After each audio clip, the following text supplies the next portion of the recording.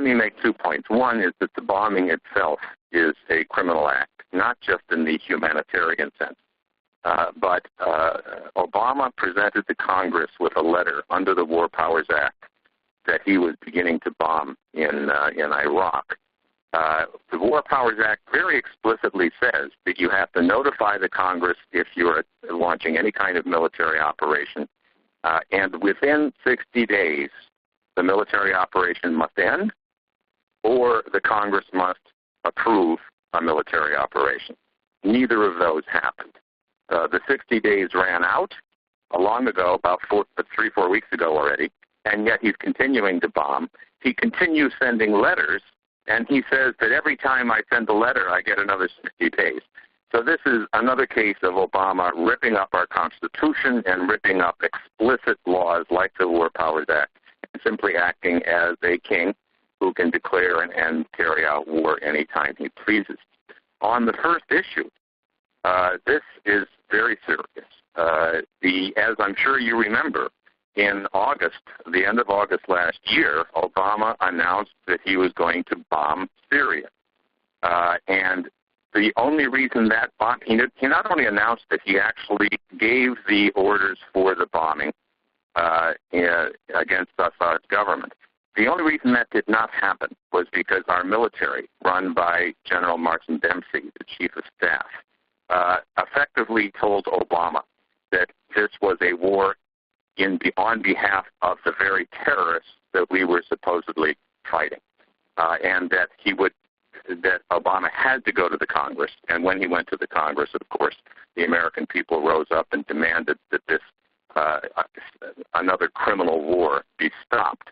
So it has been very well known by the head of our military and our intelligence sources, as this source that you just referenced indicated, that in fact the British and the United States operations in Syria created ISIS.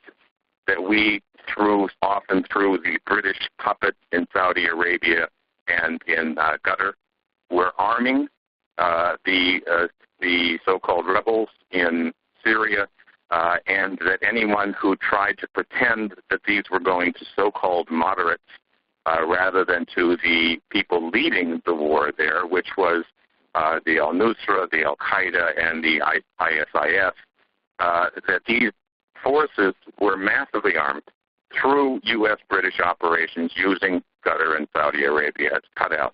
What's happening today, as the source that you referenced indicated, is that many military and intelligence sources in the United States have made clear that the IS was created by our arming of them, and that they continue to be armed and controlled by Saudi Arabia, and that, in fact, the only way this is going to be dealt with, as General Dempsey has said, not explicitly but in very clear terms, is for the world to unite with Assad in Syria and with your country and Iran,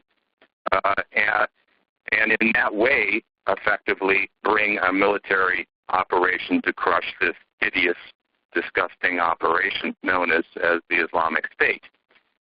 If that's going to happen, it's going to require that the 28 pages of the 9/11 report be released. You remember the 28 pages that were redacted by President Bush and are still being kept secret by President Obama, which we all know indicates that it was the Saudi operation that created the terrorist attack on the United States on September 11, 2001. Were that to be released, as several of our congressmen have demanded, those who have read it, although they're not allowed to talk about what's in it, they've read it and they are demanding that that be released today. This will probably lead rapidly to Obama's impeachment. It will end to the end of our collaboration with the Anglo-Saudi terrorist apparatus. We have to make that happen very quickly. And in fact, the momentum when the Congress comes back into power indicates that we may, in fact, be able to achieve that in the next week or two.